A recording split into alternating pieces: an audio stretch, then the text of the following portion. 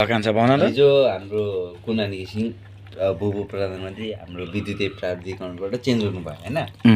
आज आन्दोलन थियो काठमाडौँ माइती घर नेपालमा। तर आन्दोलन मुजी आज एक दिन गरेर मात्रै हुँदैन, हरेक दिन सधैँ गर्नु पर्यो। मुजी तिमीहरू जनतालाई 1000 रुपियाँमा आएर आन्दोलन गरेका छौ नि, भोलि त्यो आन्दोलन फेरि पनि मुजी दोस्रो दिनमा आएर आन्दोलन गर्नु पर्यो क्या। हरेक दिन आन्दोलन गर्नु पर्यो। प्रधानमन्त्री चाहिँ 1000 रुपियाँ नफ्याक्ला नि, तर आफ्नो भविष्य हेर। एउटा भविष्यको जिन्दगी भने एउटा लाइट र भविष्य एउटै हो। बत्ती बल्नु भनेको भविष्यको चमत्कार हो, संसार चिन्नु हो।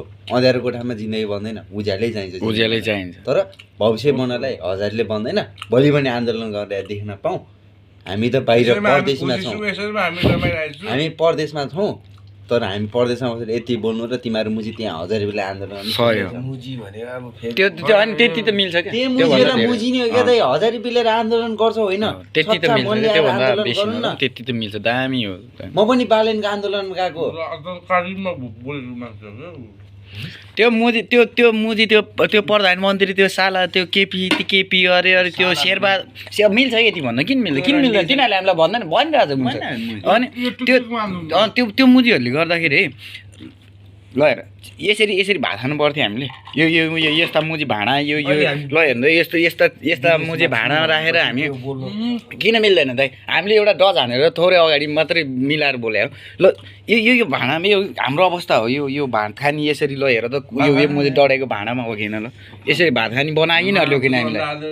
यिनीहरूले यो नेताको कारणले गर्दाखेरि हामीले ल हाम्रो देशमा खाम, तर हामी पातमा खाम, जेसुकैसँग खाम न। हाम्रो देशमा बसेर खानु पायो भने हामीलाई धेरै खुसी लाग्छ नि त, आनन्द लाग्छ क्या। ल हेर यस्तोमा यो अवस्था कसले ल्याएको, अब कसले ल्याएको हामीलाई? रातभरि हामी ल हेर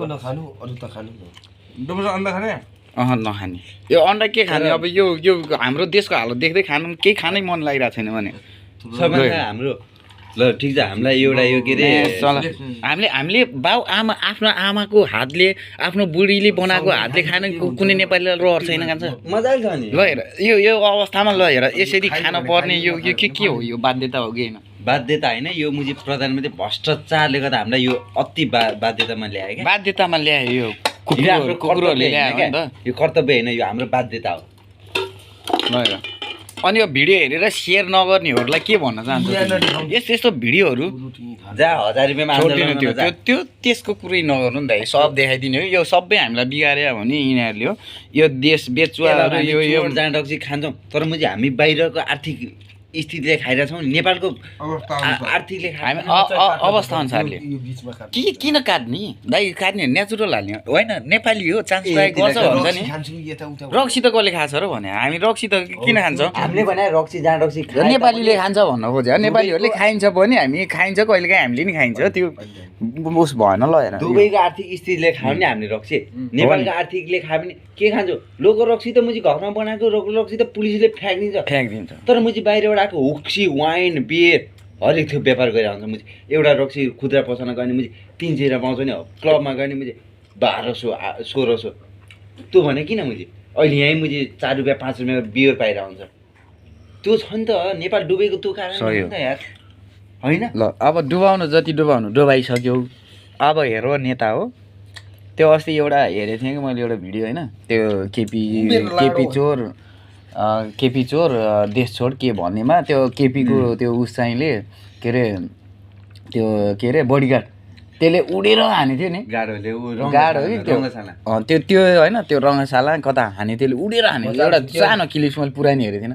त्यसले होइन त्यो केपीको सपोर्ट पाएर त्यत्रो आँट गरेर आम जनतालाई उडेर हान्यो नि। त्यसलाई च्यालेन्ज गर्न चाहन्छु कि यदि त्यो केपीको त्यो गुलामी गर्न छोडेर हामी जस्तो सर्वसाधारण भएर आउँछ भने त्योसँग सिङ्गल एक्लै च्यालेन्ज गरिदिन्छु कि, सिङ्गल फाइट गर्नको लागि के त्योसँग आइज। त्यो केपीको त्यो गुलामी गर्न छोड।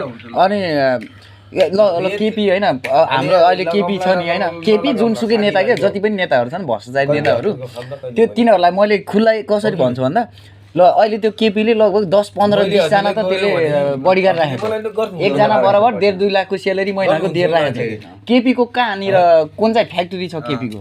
कहाँनिर कम्पनी खोलेको त्यसले त्यत्रो पैसा आम्दानी त्यसलाई कहाँबाट भइरहेछ? सही हो किन? कहाँबाट भन्छ त्यसले सेलेरी कहाँबाट दिए?